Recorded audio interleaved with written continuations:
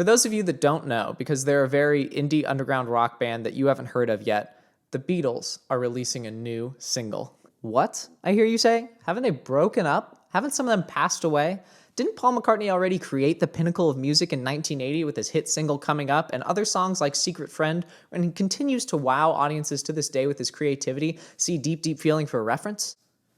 All correct and more. But as the foremost in knowledge of Beatles history and the only one talking about this, I'm here to tell you that the Beatles are releasing their new and last single, Now and Then, on November 2nd. At least until we get Carnival of Light from the vault. And I'm here today to tell you what you should think about it. Also, before you leave the comment, no, I don't look like it. First, how did this happen? Well, back in the 90s, the Beatles got together to create the sacred text known as the Anthology series. I did the Mark Zuckerberg thing. It's a documentary series and a compilation of outtakes, unheard songs, interview clips, and also 3 new Beatles singles. 3 new Beatles singles. These songs were going to be created by 3 original songs that John Lennon had recorded to tape and Yoko had given the band. Or at least it would have been 3 songs had the audio quality of the take for Now and Then been good enough, but George Harrison vetoed it because it was too hard to use. That left the only 2 singles for the Anthology series to be Real Birds and Free Love. Now and Then did have about a day or so of work done on it by the Beatles before it was decided not to be worked on, so it was kind of just going to exist in the vault forever. But if there's anything we know about our prolific pop star, Paul McCartney, it's that he was going to make this song happen. Sometime recently, Paul McCartney woke up and just decided he wanted to finish the song. So he sat down and recorded a bunch of parts. Ringo recorded the drums. They recorded some vocals together. And then Paul made some random kind of vague statement about AI that made people think they had reconstructed John Lennon entirely out of AI. And they were going to send this as a virus to everyone's Spotify, just like the U2 incident from before. This, of course, wasn't the case and led to weeks of clarification from the Beatles team saying that they only used this to help decipher and pull out John's vocal and piano take from the original demo, and nothing else was done with this. It's the same programming that was used on Get Back. I'm pointing as if it's right over there. As you can see, Get Back is in the room with us. But with all that out of the way, here's what you should think about it. First, the album cover. Now, people have already made up their minds on what they think about this album cover,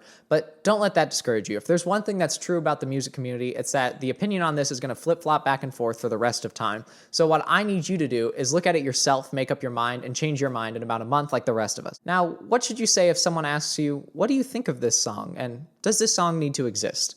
Well, here's the answer. It doesn't need to exist, but it's kind of crazy that it does. Like, an 81-year-old man woke up and said, I want to release a new Beatles song. And now that's happening. Like, that's hilarious and should not be possible. And it's just happening. For whatever reason, using parts of things that were recorded over decades, like, this song is going to exist. They're using old harmonies from outtakes of Beatles songs. The son of the original producer is producing it.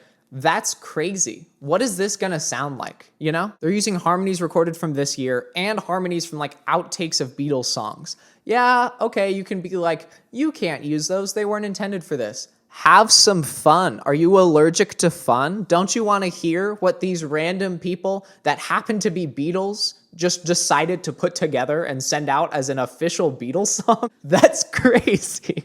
They're not all here for input on the song. Yeah, but there's so many Beatles songs from the 60s that not all of them were there for, recorded on, or mixed for. Those exist already. That's well-known information in the Beatles fandom. These types of songs already exist. This is a different situation and setup for that, but I don't know. I feel like we already make so many stretches to say this counts as a Beatles song, this doesn't.